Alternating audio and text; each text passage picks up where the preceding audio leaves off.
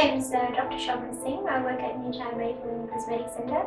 I'm a cosmetic physician and I've got over 13 years experience. So today we'll be discussing a treatment of a patient. She's 40 years old and she's seen recently signs of a change in her face, and she doesn't quite feel the way she looks, and we're going to work on changing some of that. So in someone who is 40, there's already signs of aging, and this starts, I believe, even as young as 30. And there's changes in all 4 layers of our skin. So it starts from the bone, there's resorption of the bone, and we can see that on the body. You see women as they're getting older, they tend to shrink and start to hunch over. So the similar thing happens to our facial structure. The actual size of the bone decreases, and in the orbital area it tends to expand. So our orbit becomes more square as we get older, so we're losing supporting tissues, and we can see signs of that on the face. There's changes in the fat pads, and the fat pads tend to migrate downwards and inwards, and hence we develop this sort of sagginess and jowls. A lot of patients will come in with complain of nasolabial folds, marionettes, and then the jowls as well. So everything is kind of heading inwards and downwards. So when we're doing treatments, we're working at lifting up.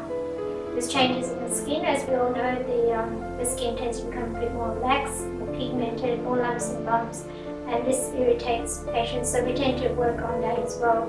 And there's changes in the muscle layer. So just overuse over many, many years, we develop frown lines and crow's feet. So now we have a whole bunch of treatments that we can put together to rejuvenate the face quite nicely. So we use anti-wrinkle injections for the muscle layer, where we can actually relax the muscles and reduce the harsh lines that form in the face. And in terms of the fat pads, we actually put fillers into the face to get a lift. We don't inject centrally as much, we're injecting out laterally to get the maximum lift. And that way we keep the patient looking lifted, but natural and untouched. So the filler that we inject should not be visible. No one should know that patients have a filler done. They just look really good for their age.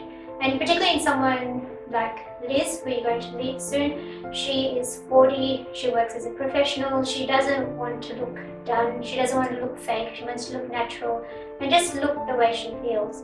This will help with her self-confidence, her self-esteem, and put a little bounce back on her face. This is a really nice picture of all the fat pads in the face. They're present in our forehead, in our cheek area, in our jowls, and all these areas can be treated quite safely with dermal fillers and with anti-wrinkle injections.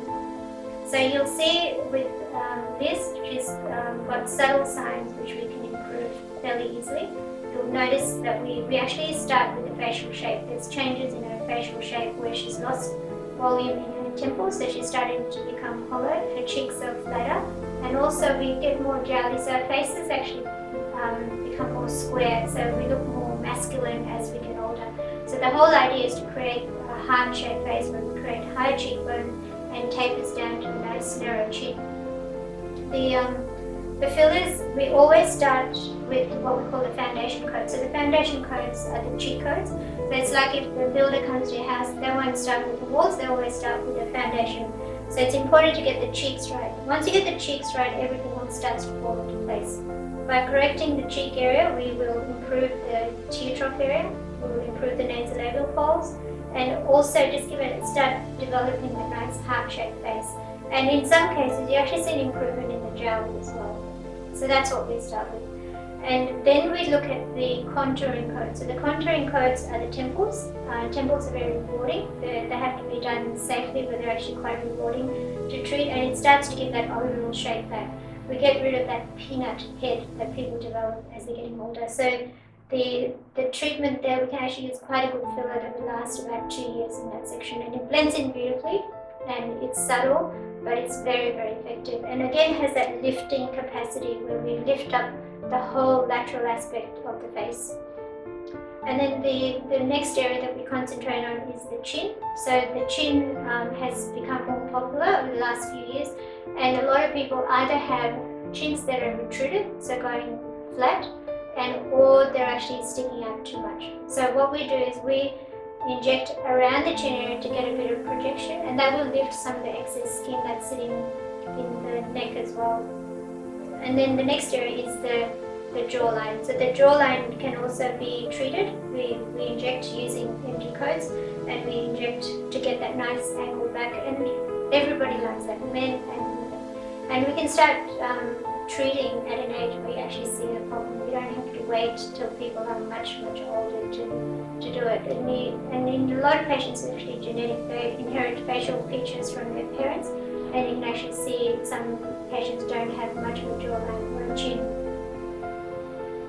So they're the contouring codes. So the temples, the chin, and the jawline. And then we start working on refinement. So there'll be areas such as the lips, where we notice that the lips might be a little bit small in proportion to the rest of the face. If the patient wants to look more feminine, we do inject the lips to give them a little bit more projection. As we all know, the lips tend to shrivel up and shrink even more as we get older. So it's important to start treating early without creating a fake look. And the other areas that we like treating are the tear trough area. That's actually quite rewarding. So if the patient feels they look tired, that's a really nice area to start treating as well, and just gives them a more refreshed look.